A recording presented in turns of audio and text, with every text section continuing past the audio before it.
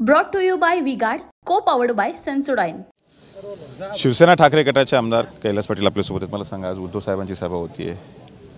खरं तर ही सभा जी होते हे माननीय उद्धवजी ठाकरे साहेब मागच्याही महिन्यात आपल्या धाराशिव जिल्ह्यातल्या 5 विधानसभा मतदारसंघात त्यांनी लोकसभेच्या दृष्टीनं सभा घेतल्या होत्या, जनसंवाद यात्रा घेतली होती।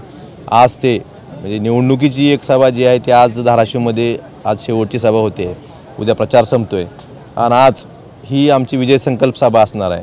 आणि आजच्या सभेचा सगळ्यात महत्त्वाचा विषय म्हणजे ही आमच्याकडे जी गर्दी येणार आहे, जी लोक येणार आहेत, ही उत्स्फूर्तपणे येणार आहेत आणि आजची जीवनसभा बघण्यासाठी धाराशिव जिल्ह्यातल्या धाराशिव लोकसभा मतदारसंघातल्या जास्तीत जास्त लोकांनी सहभागी व्हावं हीच मी विनंती खासदार उमराजे यांच्या वतीने करतो। सभेची तयारी चालू आहे सध्या। आपण बघितलंही असेल, लोकही प्रत्येक गावागावातून उत्स्फूर्तपणे हे या सभेसाठी येत आहेत।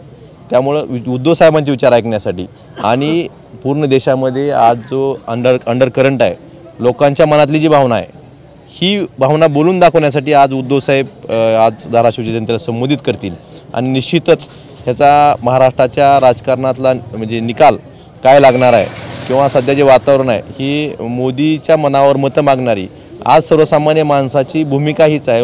आज काही उमेदवार मोदींच्या नावावर मतं मागतात, परंतु सर्वसामान्य लोकांची किंवा शेतकऱ्यांची, बेरोजगार तरुणांची हीच इच्छा आहे की आम्हाला मोदींनाच मतदान नाही करायचं, तर उमेदवाराची गोष्ट लांब आहे।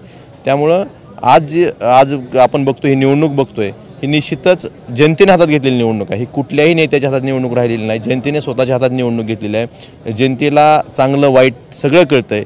10 वर्षात विकासाच्या नावाखाली शेतकऱ्यांवर किती अन्याय केले आणि शेतकऱ्यांचा काटा ह्या सरकारने कसा काढला हे प्रत्येक शेतकरी विसरलेला नाही। त्यामुळे ही हातात घेतलेली निवडणूक निश्चितच याचं परिवर्तन ही या निवडणुकीतून दिसून येणार आहे। पंतप्रधान नरेंद्र मोदी इथे आले होते, त्यांच्याकडून काय अपेक्षा होत्या, ते पूर्ण झाल्या का? त्यांनी खरं तर प्रत्येक जिल्ह्यात पंतप्रधानांनी सभा घेणं हेच महाविकास आघाडीचं यश असं मला वाटतं। त्यांना गरज का पडावी प्रत्येक जिल्ह्यात येऊन, प्रत्येक लोकसभा मतदारसंघात? मागच्या निवडणुकीच्या वेळेस ते 3 लोकसभा मिळून एक सभा घेत होते, पण आता यावेळेस प्रत्येक लोकसभा मतदारसंघात त्यांना सभा घ्यावी लागली। पंतप्रधान नरेंद्र मोदी यांच्याकडून अपेक्षा भंग झाला आहे आणि त्यांनी गेल्या आठवड्यामध्ये सभा केली, त्यानंतर आता उद्धव ठाकरे नेमकं काय बोलणार हे पाहावं लागेल। Santosh Jadhav, TVN Marathi, Dharashiv. Brought to you by V-Guard, co-powered by Sensodyne.